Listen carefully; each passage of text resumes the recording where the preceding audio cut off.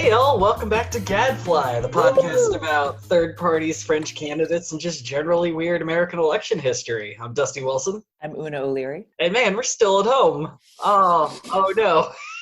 Oh no. Oh no. Una, have you discovered any sort of new weirdness to occupy your time since we last talked?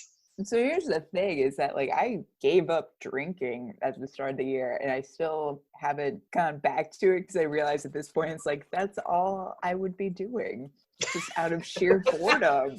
Bored drinking red wine. So what have I done? Started watching Mrs. America yesterday. I've cleared through 2 different Icelandic crime dramas of 3 seasons in total. Basically if there's a dead body in subtitles, I am there. That's my TV viewing pleasure. I just started watching McMillions on Hulu now that HBO is free. Look, if you give me a crime documentary, the people I love the most are quirky FBI agents, lawyers, and just generally sweet people. And the documentary is chock full of it. It's just just all the best characters from a Netflix documentary shoved into one. Yeah, I still have not gotten into Tiger King again because I just worry about the big cats. Yeah, it's not great. The documentary is really, really good. And it's really well shot, but there's maybe 4 likable people in the whole thing. All right, I'm gonna give you a warning on McMillions having mainline that. A similar thing happens with McMillions. It you're chugging along, it's hilarious, and then it takes a turn into the real. Oh no, yeah, I hit the point where it's just painfully sad now, where it's just I just keep hoping that the FBI is gonna be all right, we'll get a couple of people, and everyone else, don't worry about it. You're fine. But but that's not how the FBI works. So I know they're screwed. It's why they're so rarely the good guys in any history's movie. Good guys, the FBI, always telling people, hey, it's cool. I get it. But it's been a trip. So man, I will this is not. It's partly a bit how much I've gotten into Icelandic crime dramas and the fact that there's more than one. But I will say, if you're looking for some crime drama-y filler, Trapped on Amazon Prime is delightful. 2 seasons, and I find the Icelandic language very calming. So, and then as well, it's Iceland, so you have built-in gender parity. they're blowing up the Bechdel test left and right. Oh, that's awesome. But I imagine anytime there's a crime in Iceland, they're well, we have to make a show about this now because we have 6 crimes. Yes, and I think that's the other thing that why I love Scandi dramas is because the dramas center around the fact that the writer's just everyone thinks that our lives are so perfect and everything's so taken care of, but there's a hidden darkness. It's your hidden darkness is so cute. This is just so sweet. In Valhalla, which is on Netflix, one of I'm real curious about that one. Yeah, definitely watch it. It's so good. And then several episodes in, the someone's trapped and the main character definitely needs to use a gun, and so she's calling the main police force headquarters and it's just I need the code to the safety locks box in my trunk, and they're is it an emergency? She's yes, it's an emergency. I definitely need the code. And then afterwards, part of the the next episode, part of the plot is her going under investigation of did you actually need to use that gun? And it's what world is this? What? Where am I? This is so Looney Tunes. Episode 6 required paperwork. Basically. Oh, it's just it's delightful for your own sanity to just sit there and really think about how you've been brought up in your own culture, where you're just they're running into a dark forest with nothing but flashlights. The fuck are they doing? Where's the AK-47? So this episode of Gadfly brought to you by Iceland. Iceland, please move here. It's just really better. Yeah. Well, on that note, I think it's... transhumanism. Yeah, let's just talk about, transcendental meditation. But yeah, as a bit of a summary from the last episode, it was pretty much a prequel. The Maharishi Mahesh Yogi and how he founded the transcendental meditation movement. He very quickly turned into a starfucker, introduced the Beatles to it, the Beach Boys, multiple other rock bands and actors and people, started his own university that's going to play very heavily for the rest of this, called the Maharishi International University. And a number of people have been questioning whether or not the movement is a cult or not. And in the grand scheme of cults, no, they're not killing people, and they're not ultra secretive. But, I'm gonna leave that up to everyone else to decide what you think. But yeah, also, why is your bar so low?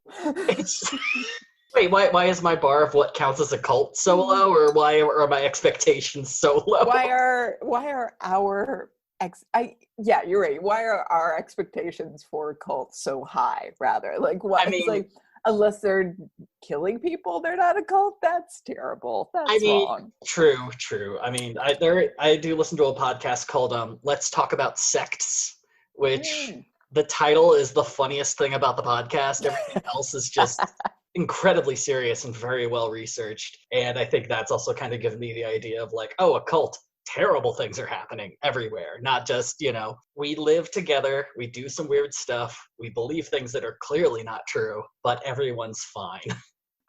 So listeners were not aware of my political leanings. I do not subscribe to conspiracy theories. I think because I think they're just a waste of time, and they're usually not crazy enough for me to find them enjoyable. But I do subscribe to the new theory that the current Republican Party is actually a death cult. Yeah, I think it's more than clear. So that makes sense. But if you try to talk to me about fluoride in the water, I will walk away. Stop it. Just stop.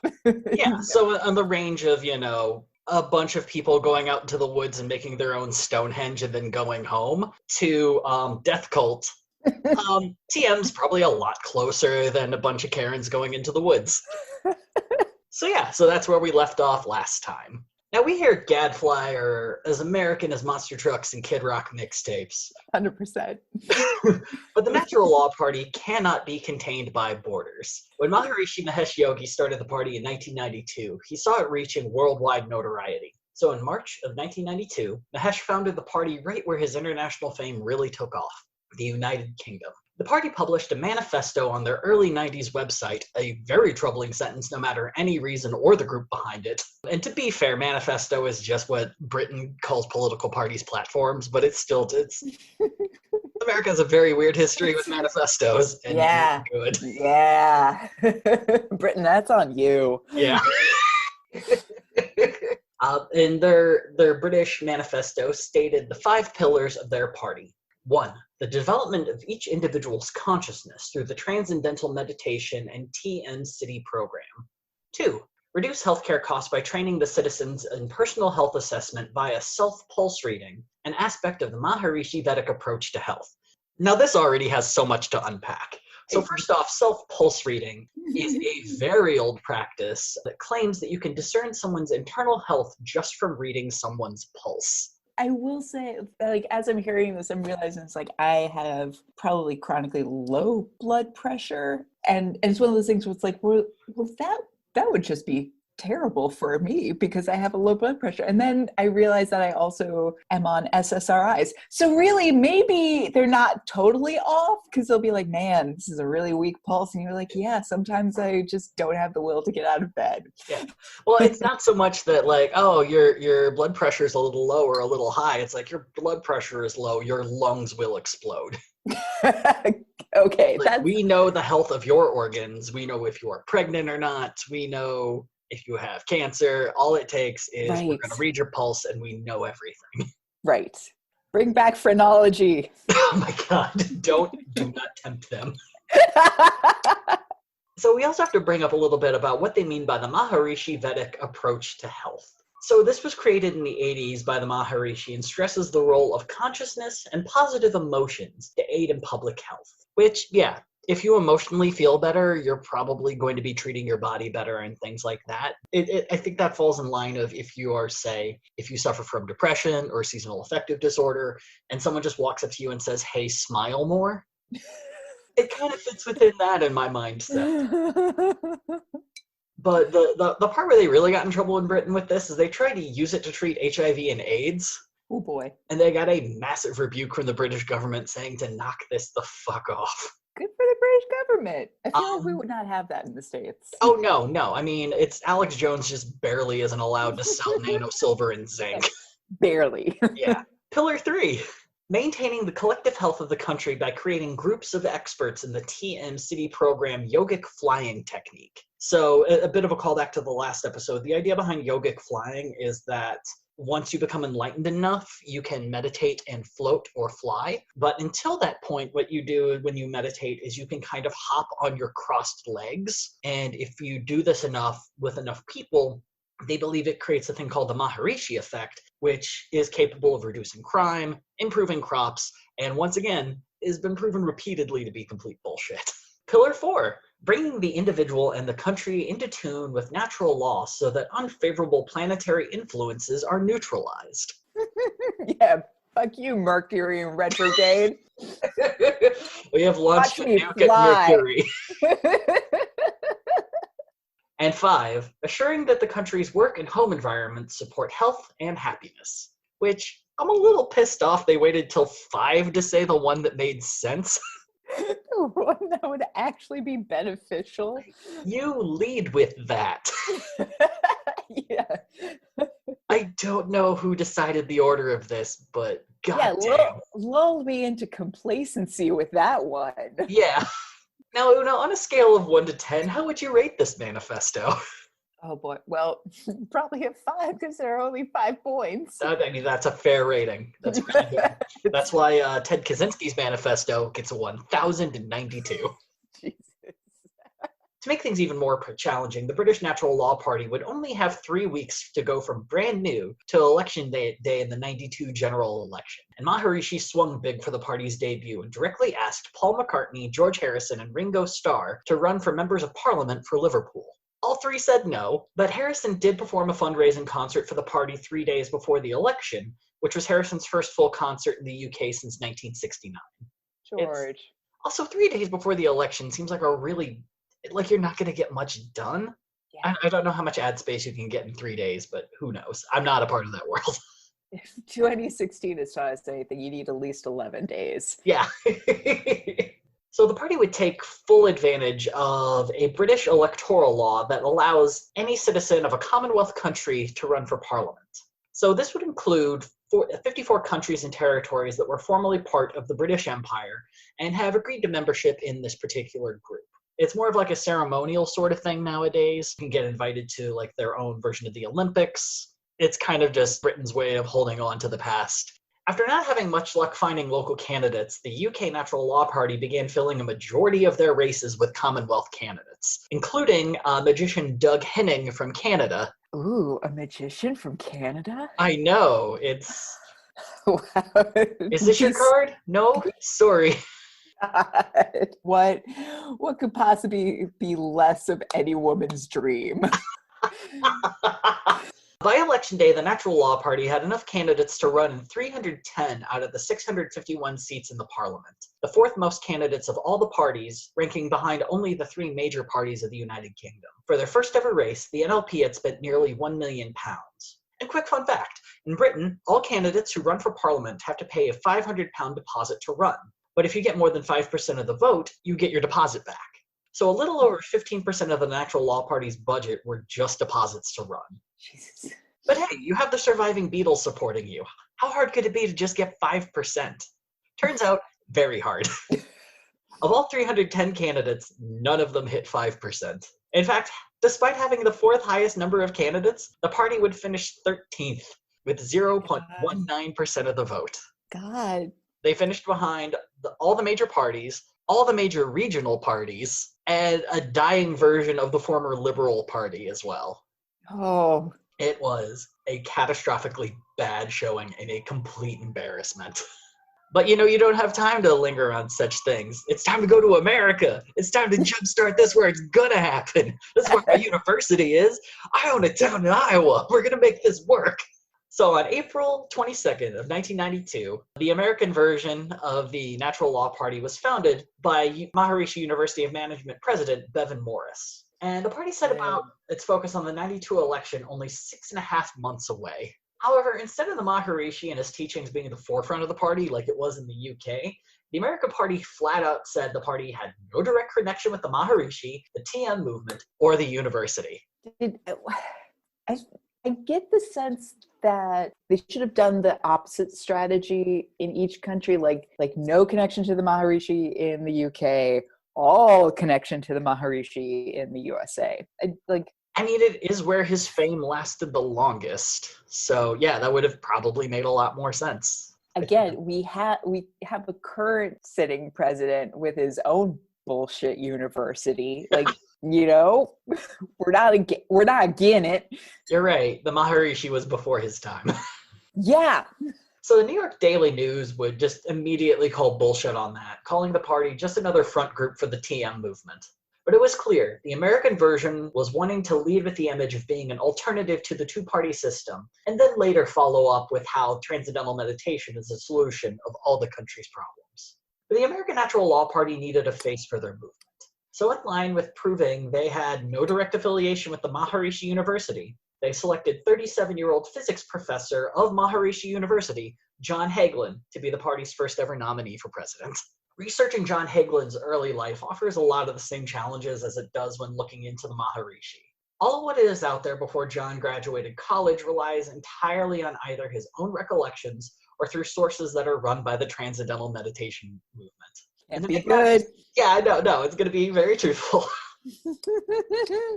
To make matters worse, there's a ton of physics-based info, which, if my B- on my best day's knowledge of science is any indication, will make understanding a lot of Hagelin's genuine achievements really hard to understand. Oh boy. All right, lay it on me. All right. So John Hagelin was born in Pittsburgh, Pennsylvania in 1954 to a schoolteacher mother and a businessman father. The family would move to Connecticut, where John would be raised and pick up his notable New Englander accent. After the 8th grade, John was offered a scholarship to attend the Taft School, a private boarding school in Watertown, Connecticut. To give you an idea of how big and fancy of a deal this is, Taft is a school that offers 200 academic courses, has its own 18-hole golf course, 16 tennis courts, 8 squash courts, 2 hockey rinks, 1 Olympic and 1 NHL size naturally, and students receive an average score of 1305 on the SATs. Boo. I hate all of this. Public school. Learn to shiv, motherfucker. Oh my god, my school can beat up your school. The only stories of John attending Taft seem to be reported by the Iowa Source. Quote, Iowa's only free monthly arts and entertainment magazine. It also happens to be run entirely by the Transcendental Meditation movement, so there might be a few details that should be taken with a huge grain of salt. One of which is that after arriving at Taft, John's teachers had him take an IQ test, which he maxed out with 165. The school offered him the opportunity to take other tests to see how high his score would be, but Hagelin's parents declined. I'm already hating everything. This is, first of all... He's a super genius. No, because this has all the markings of garbage, hero's journey storytelling that is fed to small children's and or is written in the Bible. Yes, and then when he was 6, he grew to 10 feet tall and laid waste to 18,000 men. And then he had a sandwich. And then he I love the book of Sandwich. Nothing makes sense, and the actual important things get glossed over. Yeah. Wait, what do you mean take more tests? Also, none of this has any credibility, and I don't care about the main character. Yeah. At also, all. bragging about IQ test is one of the dumbest things out there, because an IQ test doesn't test if you're a constant genius. It tests if you're a genius at your age. And even then, there's a lot of questions about whether or not IQ tests are naturally aligned towards white people. Yeah. And, I mean, I'm sure that wasn't much of a worry for, the Taft School in the 60s, but still. Mr. Connecticut over here. Yeah. And to be fair, that's not to say that John isn't ridiculously intelligent. He knows a lot of things that if I even tried to figure out, I would die. It's impossible math, and he is very, very smart. But anytime I hear that someone maxed out their IQ and it comes from a source that's heavily biased, to me it's like a hero's journey, or just like, oh, this is Kim Jong-il's baby story. Right. Like if I don't know, if I wanted to read about Gilgamesh, I would just do that. But in the meantime, like my hand is twitching because I'm trying not to make the wanking motion because it doesn't matter because people are listening to this. Exactly. So while at Taft, John was also considered a daredevil. God damn. So this story, I've been trying to picture it in my head. And every time I picture it, all I could see is someone breaking their entire body and dying. Apparently, one of the things that John used to do is at a certain time of day, the dorm clock outside of the building that he lived in, he would be able to grab one of the clock handles or arms, use that to hoist himself onto the roof, and then he would just dance on the roof of the dorm. I don't know, like, are gears that strong? If you're doing this to a machine repeatedly, does it not eventually break? If you're that far up, you couldn't just scale the rest of the wall? No, it made it sound like he pulled some fucking Uncharted, Keanu Reeves, John Wick bullshit, where he grabs it, flings himself up onto the roof that's at like a 45-degree angle, and fucking skanks to Real Big Fish, and everyone fucking loves it. So on top of maxing out an IQ test and John wicking his body onto a roof, he is also the source material for Footloose. So the thing is, this daring spirit of his would lead to an accident that would completely change his life. Dum dum dum. Hero's journey. At the age of 16, John was involved in a motorcycle accident that left him in a body cast. He stayed for quite some time in the school infirmary, where one of his teachers gave him a book on quantum mechanics to keep him from becoming bored. Wanking motion. Yep. No. You know how it is when you're 16. You just want quantum mechanics, bruh. So this would be the moment that John Hagelin would become obsessed with discovering the solution to unified field theory, or the theory of everything. Yeah, so the general gist, or the most basic description of this, is that Einstein believed there to be a way to prove that all physics were interconnected throughout the universe, no matter how small or large the matter, or how difficult to measure in some regards, like time or gravity or things like that. The problem is, the smaller matter gets, the harder it is to fit within existing theories, and time also has a habit of not giving a fuck about our understanding of physics. So since then, a unified theory has been the holy grail of the science world. The thing, though, is that wasn't the only reading material available to John while he was being kept together via plaster. The table next to him in his infirmary bed also included books on yoga and ancient philosophies. How is he reading all of this if he's in a total body cast? I don't know. I was like, does he just ask a doctor to please put a book on his lap, and then every minute he's like, please turn? Or he's got like a spoon that he uses to turn the pages? All right. Fine. Quit poking holes in the hero journey. So this primed John quite well for when Rick Archer, a teacher of transcendental meditation, entered the infirmary to visit John.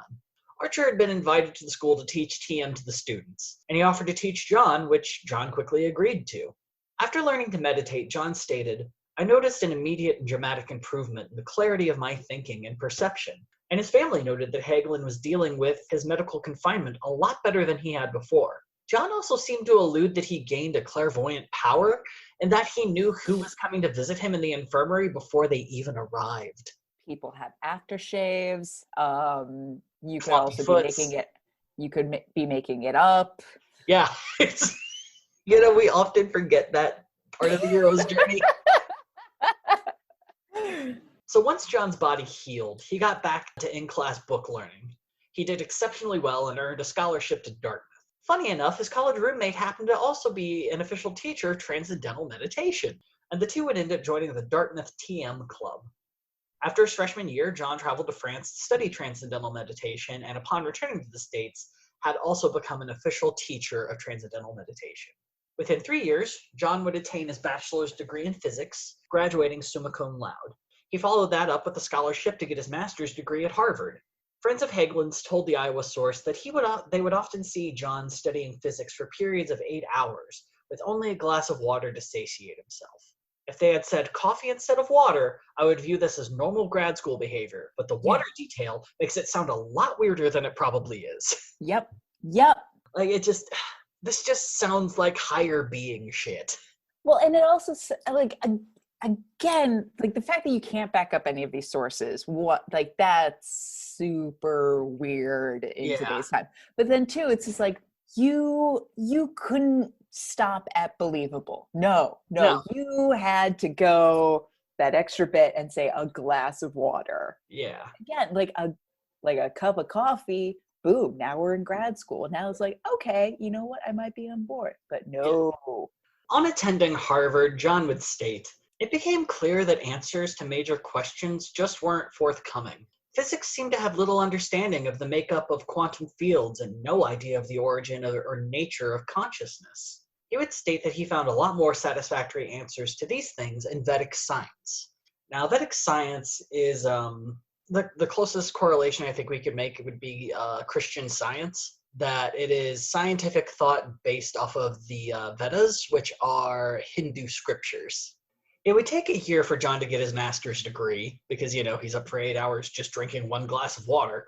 And he stayed at Harvard for another 5 years to attain his doctorate in physics, focusing primarily on particle theory. After graduation, John was offered a job at CERN, which nowadays is known for hosting the Large Hadron Collider. It's the place you go in popular culture to learn all the modern-day physics and science. It's the Harvard of popular science physics. I'm also starting to notice the number of gadfly candidates that we have who went to Harvard is getting a little disconcerting. So while at CERN, John traveled to Seelisberg, which was where the Maharishi had his headquarters at the time. The two would become close and meet multiple times before Hagelin's one-year tenure at CERN ended. The next year, John moved back to the States and worked at SLAC, which is essentially Stanford's version of CERN. However, John would shortly leave that job due to mysterious personal reasons. Some articles even claiming that Hagelin had just vanished one day and never come to work. He was right there. Perhaps John was the friends we made along the way. You see 2 sets of footprints walking toward the Hadron Collider. Know that I am with you. So, people saying that he just vanished is a bit over the top and is probably just some TM-sourced flourish to kind of talk about his next stage in life. Because the following year, Hagelin would co-author a pair of very influential papers in Physics Letters B and Nuclear Physics B, which are apparently journals of science. Both would end up being cited multiple times in various future studies. His paper that he wrote, Nuclear Physics B, has actually been cited in over 500 papers as of 2007. After the success of those papers, John would go on to a new job, one that his fellow physicists wouldn't exactly be very jazzed about. Hagelin's Harvard mentor, Howard George, would even state, "I tried to talk him out of it, but he continued to do good physics anyway, and the job he took was the head of the physics department at Maharishi International University in Fairfield, Iowa." Lateral move at best. Oh my god. So this would suddenly give a university that had spent most of its time videotaping lectures and showing them to their students a sudden amount of huge credibility. And even more when Hagelin and 3 of his other non-TM cohorts began developing their own unified theory of everything. So as I mentioned before, I don't really have a good knowledge of science. So when I say that I have no clue what their theory is even saying, that is about as much of an understatement as I could possibly give. They dubbed their theory flipped SU parentheses 5. And I have no clue what it means or says, but I've seen the math and it hurts. And people consider it to be one of the better theories out there for a unified theory of everything. Okay, but who are these people? Who? Actual physicists, actual people in the business of physics. All right. At this point, I don't believe John Hale actually ever existed. I'm going to level with you, Dusty. John Hagelin burned I, down 20 years ago. I think, like Christ, he's just an amalgamation of a bunch of people, and it just made more sense to make it one person. So just to keep the story going. Did he go to, like, did we check Dartmouth's records? I'm at that point right now. You're about to get it more. Like the amount of times I almost just up and called people and then had to remember that no one's at work. Oh, it's just so convenient. I know, right? John Hagelin used his mind powers to make me do an episode now, and especially to do this episode 1 week late. There is no John Hagelin, and or we are all John Hagelin. All right? Just fine, continue. This is the Gadfly unified field theory, where we're all just John Hagelin. Yeah, so he and his compatriots, Dimitri Nanopoulos, Ignatios Antoniadis, and John Ellis, all very respected physicists, began working on real people. Yeah, actual real people began working on this theory back in 1984. So while they were working on this theory, John kind of split to tweak it on his own with his own ideas. And in 1987, John Hagelin had embarked on his own unified field theory. Only this time, he felt like he had discovered the key that unlocked everything. He posited that every theory before was wrong because none of them took into consideration the effect of human consciousness on physics. Hagelin would state that during transcendental meditation, people would reach a state of, quote, in which the observer, the process of observation, and the observed are unified, which he described as the basic experience of the unified field theory. In the Iowa source's words, the clear and electric implication, any human being can experience and harness the unified field. In a critique of Hagelin's new theory, the physics journal Social Forces notes that John relied upon the Vedas, numerology, and at times, general coincidence to prove his points. AKA not science. Nope. In conclusion, the journal called this unified theory a, quote, far-fetched explanation that lacks purpose. Bird. Yeah, that's about as mean as journals get. Now, as I said before, science is not my strong suit.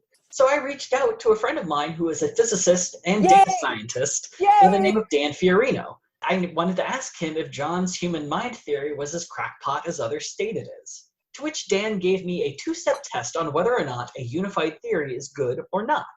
Did they mention something about the human mind? Did the person mention how this can help you in everyday life? If yes for or either, then yeah, the theory is immediately bullshit. As Fiorino puts it, the trouble with human mind people is that some of them are actually physicists who know the math, but have descended into madness because they can't accept the fact that they have stuffed their brain with information that has no practical use. I would too, and almost have many times.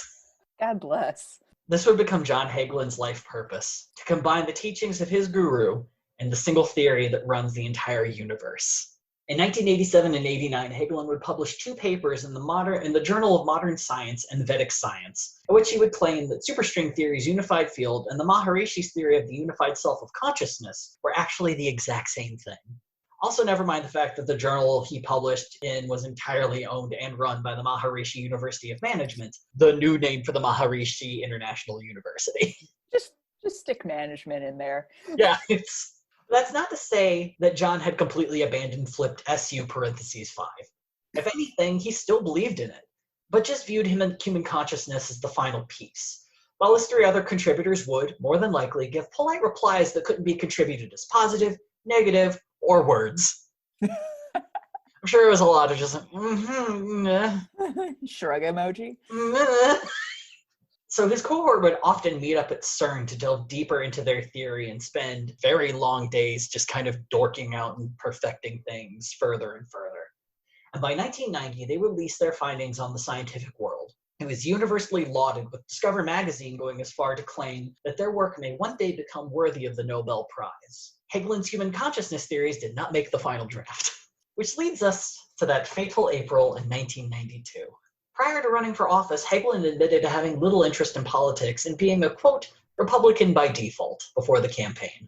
Again, as a way of proving that the Natural Law Party was not affiliated with the Maharishi University, Hagelin selected fellow Maharishi University professor Mike Tompkins as his running mate. The American version of the NLP made the focus of their campaign as a science-minded party, and stressed this on the party's first ever C-SPAN appearance on August 24th of 1992. Now, this press conference is a thing of beauty, primarily because in an hour, you get a genuinely amazing sense of what the party is about, why John Hagelin was the natural choice for a leader, and just how deeply everyone on that stage was willing to believe easily disprovable statements. The conference would end up starting late, with the feeling that they were just holding for more attendees than the dozen or so people who already made it to the National Press Club. Mike Tompkins was the opening speaker and introduced the party as such. The principle of the party is to bring the light of science into politics. And what that means is to give more support for programs that have been scientifically proven to work. We believe, on the basis of a lot of evidence, that the solutions to all of the problems of the United States already exist, and that these solutions have been extensively validated by science, and they have been tried in many, many different areas and have been shown in practice to work. Tompkins followed this up by establishing some credit and clout to the brand new party by announcing some big-name folks who were working for them and running as candidates. He mentioned a guy by the name of Kevin Connor, who was the former field director for Governor Jerry Brown's Democratic presidential primary run that year. But then things start to get a little more vague and seemingly less true. Yes. He alluded to, quote, advisors and supporters of 92 third-party darling Ross Perot aiding the party, but didn't get into specifics. He stated a female former Republican and Michigan state chair for the Reagan presidential campaign was running for them. Once again, he didn't give a name, but assuming this was a woman who was still living in Michigan and running for them, then this would either be Susan Normandin or Key Halverson. That being said, I can't find any connection between the two working for the Reagan campaigns in either 80 or 84. I also couldn't find anything to disprove this statement, but you would think a little name dropping in this moment might help. But then we get to the final illusion drop. Tompkins claims that one of their candidates running for Senate in Hawaii had previously run in the state's previous Democratic gubernatorial primary. This would limit the names to Benjamin Hopkins, Robert H. Garner, and Albert Marshall.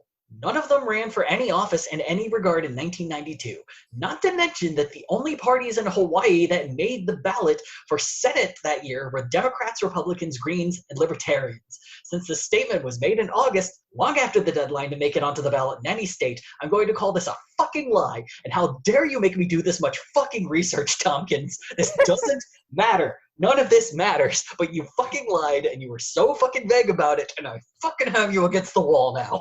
This is nothing more than a long con to make people 8 years later just create nothing more than a yarn board. Just like it's Pepe Sylvia all over the fucking place here. And I almost called the Reagan Library to find out who was the state campaign chair in Michigan. But then you remember there knows or cares. And you remember too that no one is there right now because we're in a unprecedented pandemic. Exactly, but we live in COVID world now, and time means nothing to me. I will use it how I wish. If these lies keep piling up, I swear I will call that library and I will find out. I think you have to. But of course, Mike isn't done. It's time for a lie that the NLP would use every 4 years, that they were now the third largest political party in America. Now, saying this in 96, you could make some arguments, and I will argue against them later. But saying this in 1992 is just fucking stupid. The Natural Law Party had claimed that they had made it on the ballot in 21 states. Which, yeah, you can get a lot of candidates out of that. But the fucking Libertarians are in more states than that. And they are on multiple races. They are running multiple congressional races. They are doing everything. And if we're going just by candidates, the Libertarian Party has been America's bronze winner since at least 1992. And the loophole that I think the Natural Law Party is using for this fucking lie is that, as John Hagelin would later state, was that the party didn't require anyone to actually join or leave their previous party affiliation. In this regard, Democrats and Republicans could accept their endorsement, and the Natural Law Party would count that as someone running for them. But let's at least be fair and talk about their platform. The NLP was in favor of sustainable agriculture, promoting preventative medicine and national health care, shifting to a reliance on renewable energy, and shifting government spending to support services that benefit the physical and mental health of the population. And this is the sort of platform that actually got me intrigued back in 2000 when I first heard about them, because all of that sounds great. Yeah. A lot of it still sounds great. Yep. The party supported equal rights for women, people of color, and the LGBT community. The party was also pro-choice, anti-war, and incredibly vocal about cutting taxes as low as possible. In one of the more headline-grabbing stances, they also believed that all candidates should undergo a brainwave test to examine who would be most capable of thinking clearly under pressure. Now, most people took this as a joke, but apparently after they realized that the Natural Law Party was very serious, they dropped it from their platform because people were like, are you fucking kidding me? Maybe an MRI would be great. I mean, it couldn't hurt, but I was looking into this, and there were a lot of doctors who are just like, you can figure out a lot of things from a brain scan, but it's not going to tell you, if you just get a brain scan, it's not going to give you any actual answers. It's something that should be complementary to other things. Yes, yeah. It was now time for Tompkins to introduce John Hagelin, and he made certain to lift Discover Magazine's quote of John one day winning a Nobel Prize, but also mentioned a prize that Hagelin had actually won, the Kilby International Award. Tompkins referred to this award as being one of America's most respected scientific awards. The Kilby Award had been created not by a respected scientific body or a renowned university, but by the North Dallas Chamber of Commerce. Mm. You know, amazing scientists there in North Dallas. Not even Dallas. No, North Dallas. A very specific part of Dallas. South Dallas doesn't give a fuck about science. Fort Worth, don't care. Nope. Fort Worth is busy. Yeah. Chamber of Commerce is trying to create business here in Fort Worth. The award had been created as a way to celebrate scientific advancement, but also to try and lure companies and people to the North Dallas area. But then we get to the good part, when John Hagelin speaks. I have to say, I can absolutely see why this is the man they chose. His voice is just kind of whimsical. It very much has a New England accent that kind of sounds like a way that people haven't spoken since the 40s. It's not like that deep Kennedy, Massachusetts, but it's sort of like that, oh, we're going to be vacationing in Newport. Oh. That sort of thing. And it's one of those voices that you're just like, I'll believe anything you say because it just lulls you. It's very New England patrician. Yeah, that's the word I was trying to figure out. Yes, New England patrician, 100%. But this is also where things start to go a touch off the rails, at least when it comes to citing of reliable evidence. The party may have begun with the goal to separate itself from the TM movement, but just like Steve Forbes and his flat tax, John Hagelin makes it very clear that the solution to every problem in America is transcendental meditation. And boy howdy, does he have some real questionable ways to back that up. For example, when discussing recidivism of prisoners, John makes a point to cite that transcendental meditation has been proven to astronomically reduce the amount of people who return to prison, pointing directly to a study done in Senegal that had dropped the rate of recidivism from 90% to 3%. The study was performed between 1987 and 1989 on 11,000 inmates. At the conclusion of the study, Colonel Mamadou Diop, the director of the Penitentiary Administration in Senegal, even stated, of the 2,390 inmates that were released, we could register less than 40 recidivists who are meditators. Considering that there is no structure or scheme for the reintegration of inmates into society, nor is there any provision for work or jobs for those released, it appears that the only possible explanation for this remarkable drop in recidivism in our country is to be found in the application of transcendental meditation. But here's the three big issues with this. Put a pin in it. Blow it up. One, what's the control? Yeah. What's the control group here? And what was the rate of recidivism for the control group? Two, was this peer-reviewed for anyone outside of transcendental meditation? Doesn't appear to be.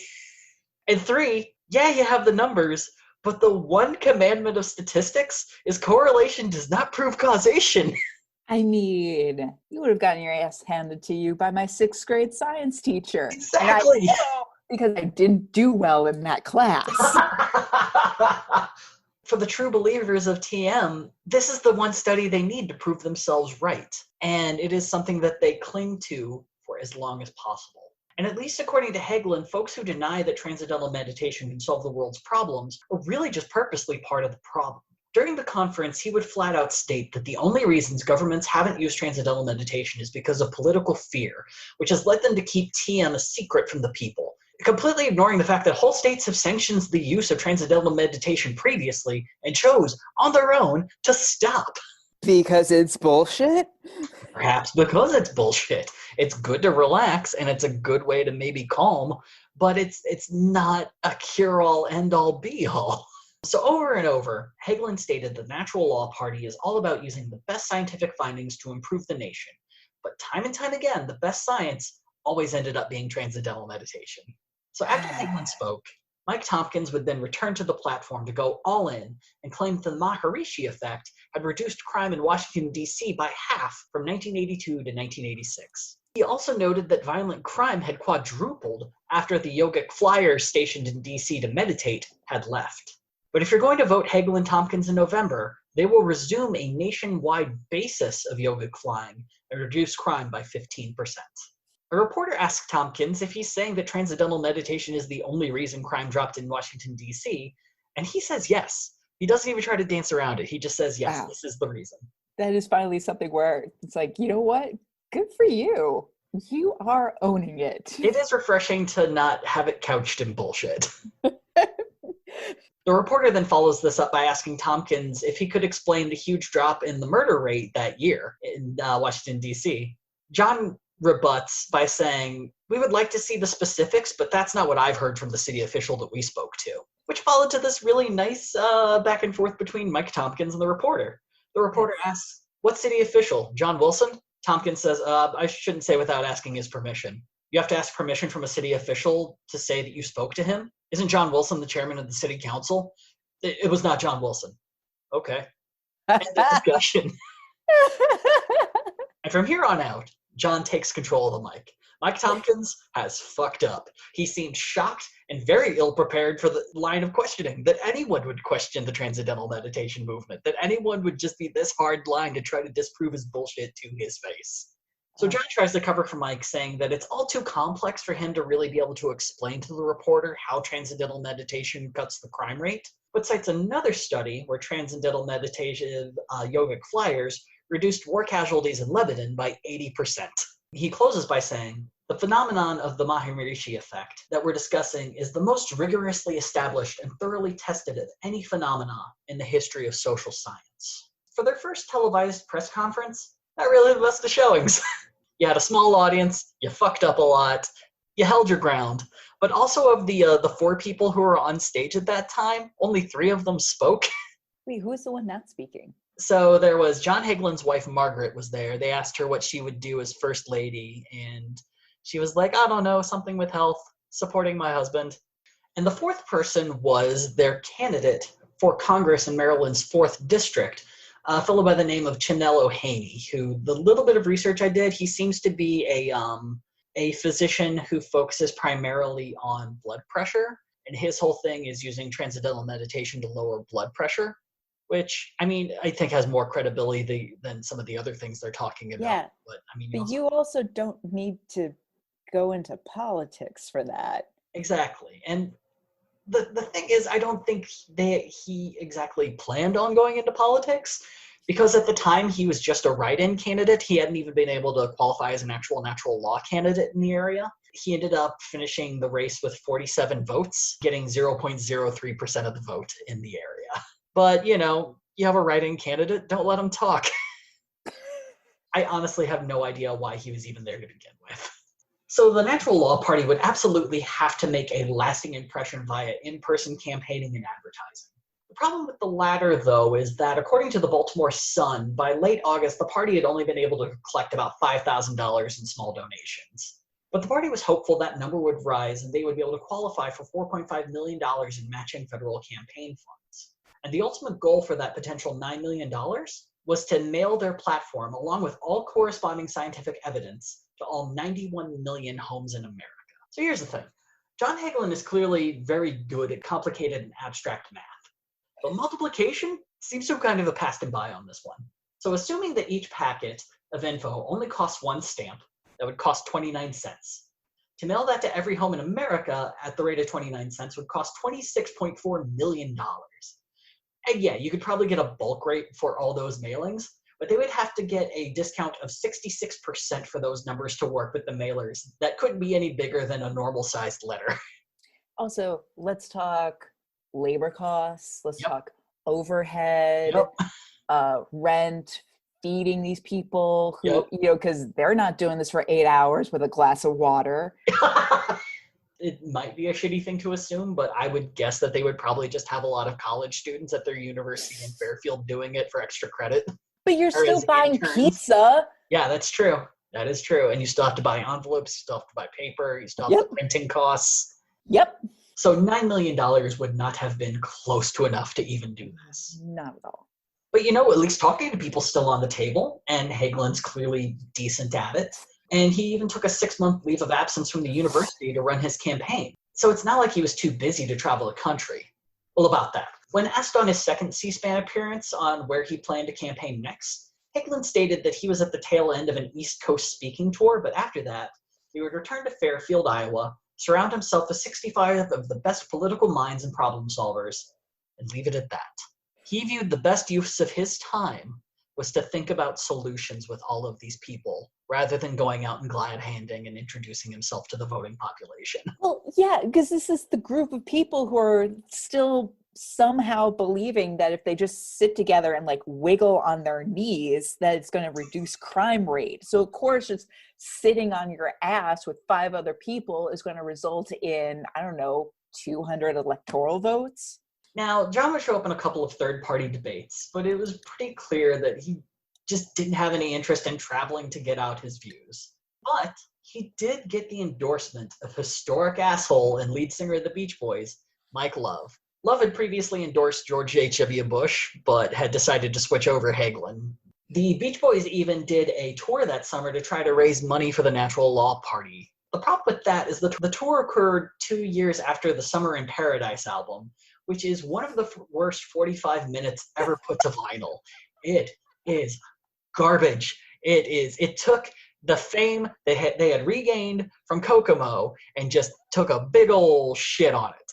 This is the research I come here for. Oh my God. This is what I want. And so probably not the best time to do a big tour and expect to donate a lot of money. This is also the same group. Wait, who toured with the Maharishi originally? Yeah, the Beach Boys. Yeah. So they've learned nothing. Nope. Great. So all in all, the Natural Law Party's presidential campaign was breaking all the rules and not coming up with any new ones to replace the old ones. Much like the yogic flyers of DC, they seemed to just sit back, and if they succeeded, then clearly it was all thanks to transcendental meditation. But in the few speaking engagements John did attend, he didn't really help himself that much. In one call-in segment at C-SPAN where John was the guest, a caller had asked him a very homophobic question about homosexuality and AIDS. John used it as an opportunity to support the LGBTQ community, calling them equal in the natural world, but then followed that up with this. I do not think AIDS is a disease that will succumb to a magic bullet approach. I don't think a pill or an injection is going to cure that disease. I think the best defense against AIDS is the intelligence of the human body. After all, people get infected with HIV. They don't manifest symptoms for many, many years. So the body already knows how to fight AIDS. Unfortunately, the immune system does wear down and the symptoms of AIDS begin. What we really need to do, I think, is research alternative methods, alternative medicines, which will promote good health and strengthen the immune system. And I think that way better increases the chances to combat the war against AIDS. Nope. And this kind of goes hand in hand with Marianne Williamson's AIDS theories in the 80s, where she was like, positive thought will cure AIDS. And if you have AIDS, it's because you are a negative thinker. Another thing that John Hagelin would say is that he believed that one of the greatest wastes of American resources is the fact that the nation only uses, what's the brain theory, that you only use 5% of your brain? Yes. And he believed that if we could get the whole nation to use 100% of our brain, then we could do so many wonderful things with transcendental meditation. Problem with that is the 5% brain theory is complete bullshit and has been disproven over and over and over again, and actually comes from not a scientific study, but from a book on philosophy in the early 1900s. Oh boy. This is something that I was able to research and figure out was false in 5 minutes. Fucking genius level Harvard physicist who knows how the universe works apparently can't be fucked to figure it out. So what I am saying is, Harvard, where is my scholarship? Harvard saying, where's my building? No, that's fair. That's fair. So I think I need to finish up at least on John Hagelin's public appearances with probably one of the worst debates I've ever seen in my life. Wow. That's saying something. And it's not in the fact that people said dumb things, and it's not in the fact that, I mean, one very dumb thing was said, but it's mostly the fact that it was just a complete and total shit show. Ooh. So it was held in DC, and it was 3 candidates were there. It was John Hagelin, Lenora Fulani, who was representing the New Alliance Party, and Howard Phillips, our old friend from the Constitution Party, but back then it was called the U.S. Taxpayers Party.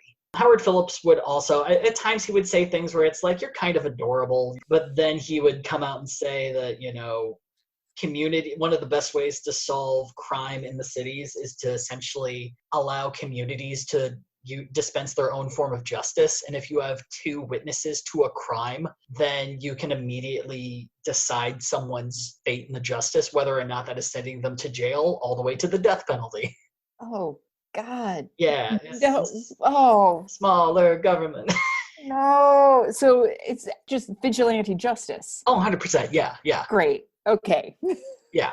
That was the dumbest thing the candidates at least said. But the thing that made it such a wonderful shit show is that when it began with 11 minutes of protests. One of these days, I'm going to do an episode on Lyndon LaRouche, and it's going to probably take 2 months to do it. But the shortest cliff notes I can do on Lyndon LaRouche is that he is an anti-Semitic conspiracy theorist who, honest to God, created a cult based on his political ideology. In 1992, when this debate was taking place, he was currently in jail due to lots of fraud, and his supporters were mad that they didn't invite his vice presidential nominee to be there for the debate. So one by one, angry, weird white boys would just make these long-winded protests while security in the background was just like, what? I was told this was going to be easy. I'm not prepared to throw anyone out. And no one knew what to do. No one was willing to shut these people down. They were just letting them talk, and then in 2 minutes they would slowly push them out of the room, and then someone else would stand up. And this happened with 4 people, to the point that you can hear someone in the background just say, how many of you are there? That is beautiful. And by the time they finally get them to shut up and start, you would get questions occasionally. But then one of the guests was former Senator Eugene McCarthy. But instead of asking questions, Eugene would just kind of go on these long old man diatribes, not really ranting about things, but kind of telling stories and sort of couching questions in them. And candidates would be like, I'd like to reply to the question that I think was there. And Eugene would say, well, if you found a question, go ahead and reply. Eugene was even like, oh no, I didn't ask a question. He's literally there just, I don't know if he even respected what was going on, but he was just using it as an opportunity to try to give relevance to why he was there. It was such a hilarious, sad time. And the funny thing is, C-SPAN ran it as a rerun in 1998. C-SPAN has reruns? Yeah, occasionally they rerun stuff, and it was last aired again in 1998. Oh, that's beautiful. We need to bring it back. Oh man, I'm sure there's probably if they had a Mystery Science Theater for politics, it would probably be for that debate. So for the inaugural year, things were a bit of a mixed bag for the Natural Law Party. Hagelin and Tompkins had only been able to get on the ballot in 28 states for a total of 264 potential electoral votes. This would be 6 fewer than needed to even win. A newspaper in Worcester, Massachusetts would run a story claiming that the Natural Law Party were running between 80 to 175 candidates in other races. But I personally find that to be pretty dubious. I'm not fully done with my spreadsheet project, but I'm up to New York as of right now in congressional races, and I only have 21 natural law candidates listed. Yeah, so it's not looking good. And they might be counting all of the Democrats and Republicans who took their endorsement. They absolutely are. I'm not going to say they're lying yet. I will. Yeah. They're lying. But you know what? John and Mike would get one final boon before Election Day. Less than a month away from voting, they got the nomination from the Natural Law Party. That's right. It took the party until October 5th to even make anything official. 400 party members traveled to Washington, D.C. and picked the 2 people who they had been running since April to be their official nominees. Oh my God. Like, my head hurts. It's such a waste of money. You've already decided. Why? So finally, Election Day came, and the party that claimed to have the answer to every problem in America and a direct line to the universe itself finished 8th. with 0.04% of the vote. It's still more votes than they deserve. They had gotten fewer votes than the U.S. Taxpayers Party and the Populist Party, both of which qualified for the ballot in fewer states than the Natural Law Party had. Amazing. Their congressional and Senate races did not fare that much better. So their most successful candidate of the first year in America would have to be a ballroom dancer by the name of Pamela Volpone. She had run as a candidate in Arizona's deep red 3rd District. According to Pamela, she really didn't have any plans on actually winning. She'd been living in Fairfield, Iowa, and had only visited Arizona once in the previous year on a whim. She had zero connections to the state, and when she was asked to run there, she said yeah. And so she just moved to Prescott, Arizona, and just kind of dove in. Amazing. She's described as having just a boisterous laugh, a really big personality, just kind of a fun person. Pamela said of the race, it was clear it was more for the purpose of injecting positivity into the whole political process. She dove into a multitude of interviews, took part in all the debates, and even struck up a strong friendship with the GOP incumbent Bob Stump. Despite not expecting to win, she put in a ton of effort and had the best result of any Natural Law Party candidate with 4.17% of the vote. Ooh. And on election night, she was invited to Congressman Stump's victory party, where he presented a birthday cake to Pamela's son. Oh. This would be the only race that Pamela would ever run. Great. So for her first... Be like Pam. Yeah. Yay, Pam. Good job, Pam. Only one other candidate would get more than 4% of the vote, and it was a guy by the name of Ted Goldstein in Arizona's 1st District. I couldn't find a single thing about him. So for her first year, let's be honest, it was internationally embarrassing. The party failed in the United Kingdom, failed in the USA. Oh, and also they only got 0.06% of the vote in the 1992 Israeli elections that had been held in June, where they finished 23rd out of 25 parties. But despite all of that, the Natural Law Party wasn't done yet. Not even close. And we're going to talk about the next elections next time. Oh my God. Gadfly. Gadfly is a production of Added Serotonin. You can find us on Twitter and Instagram at GadflyPod.